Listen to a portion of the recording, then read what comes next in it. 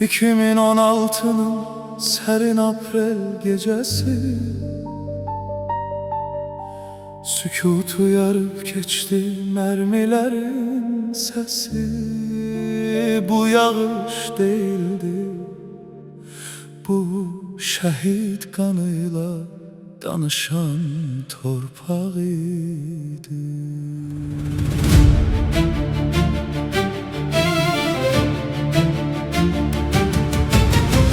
Bir ömrün güruru yazıldı o an, demir yumruğun ilk sınağı başladı qəfil zaman. Zəfərin ilk ayak sesi duyuldu yurtta, bir xalq yumruq oldu haqq savaşında. Torpağın bağrından yükseldi çağrı, yarımçıq qalmış yuxular istədi qisasını. Aprel yağışları yağmırdı o gün, şəhid qanı ilə islanırdı vətənin üzü. Aprel cəngavərləri, 4 günün içində yazılan dastan. Aprel cəngavərləri, Lələtəpədən yüksələn zəfər ünvan. Aprel cəngavərləri, bu 4 günlük savaş deyil təkcə, bu dəmir yumruğun ilk nəfəsi. Bu qələbənin ilk ayaq səsi. Lələtəpə zirvəsində açıldı sabah, qaranlıq gecələrə doğdu qürurlu bir sabah. Talış yüksəkliyi susmadı o gün, daşlar da əzbər dedi şəhidlərin adını bir gün. Son vida sındırdı gecənin sükutunu, son nəfəs çevrildi vətənin qürur andına. Şəhidlər dedi, torpaq üçün ölən varsa vətən yaşayacaq əbədi. Aprel cəngavərləri, 4 günün içində yazılan dastan. Aprel cəngavərləri, Lələtəpədən yüksələn zəfər ünvan. Aprel cəngavərləri, bu 4 günlük savaş deyil təkcə, bu dəmir yumruğun ilk nəfəsi.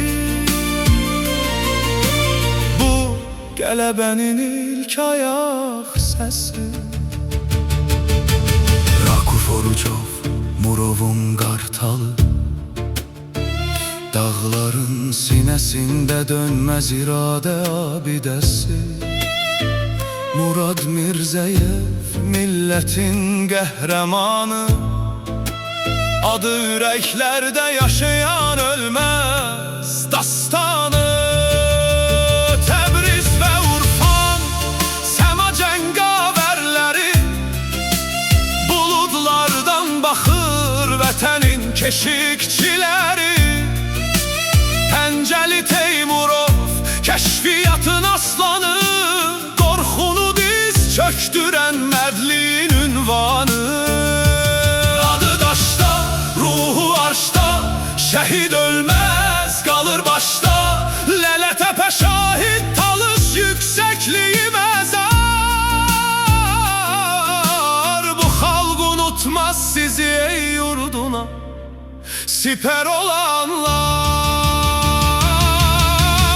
Aprel cəngavərləri, siz 4 günə sığmayan bir tarix oldunuz. Aprel cəngavərləri, bir millətin qəlbində əbədi qaldınız. Aprel cəngavərləri, şəhid qanı ilə yazıldı bu zəfər yolu.